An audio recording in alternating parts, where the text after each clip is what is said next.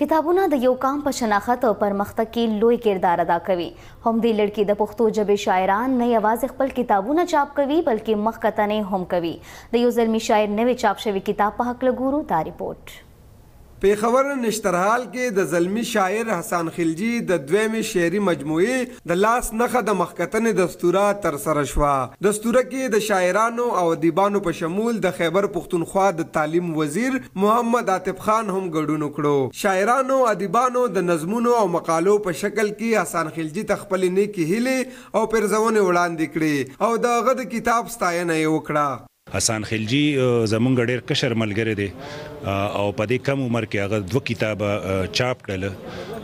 دا خو یو په دې خبره دلیل کوي چې حسن خلجي کې د لیکلو ډېر توان دی، طاقت دی، پکې الله تعالی ور ډېر صلاحیت ورکړی دی. ډېر د ستاینې وړ کار دی چې په دې دور کې د کتاب کلچر چې کم دی هغه مکمل طور باندې د وخت سیلو او د وخت بادونو وړی دی. خلک د خېټې په غم کې دي او خلک د روزګار په غم کې دي. او دغه شانتي یو زلمی شاعر را پاسي او په کم وخت کې په کم عمر کې خپل شاعري چاپ کوي او دی ولسته د ډالۍ په سو یا د سوغات په تور باندې چې کم دې سپاري.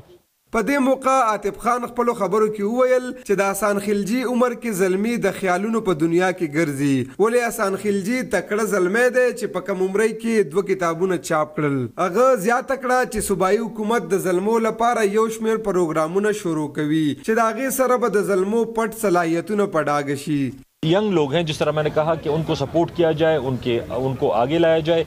60% हमारी यूथ है और ये ऐसे लोग हैं जिनको अगर प्रॉपर आप डायरेक्शन दे दें, उनको प्रॉपर एक रास्ता दे दें और एक अच्छे प्रोग्राम पे लगा दें, तो बजाय इसके कि ये नेगेटिव एक्टिविटीज़ में जाएं, ये दहशत गर्दों के हाथ में जाएं या ये खुदा न खास्ता कोई नशों में अपना टाइम बर्बाद करें.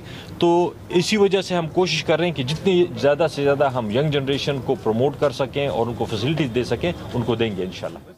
د کتاب خالق حسن خلجي خپل خبرو کې وویل چې زما لپاره د خوشحالۍ خبره ده کتاب می چاپ شو او مخکتنه یې ترسره کیږي.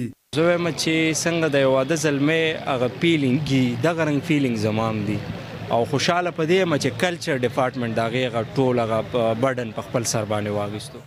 شاعرانو د صوبایي حکومت نه غوښتنه وکړه چې د کتاب د چاپ په مرحلو کې د نه یوازې شاعرانو سره مرسته وکړي بلکې پښتو ژبه د هم په نصاب کې لازمي وګرځوي. د کیمرامین فیضان علي سره پامیر جان، مشرق ټي وي، پیښور.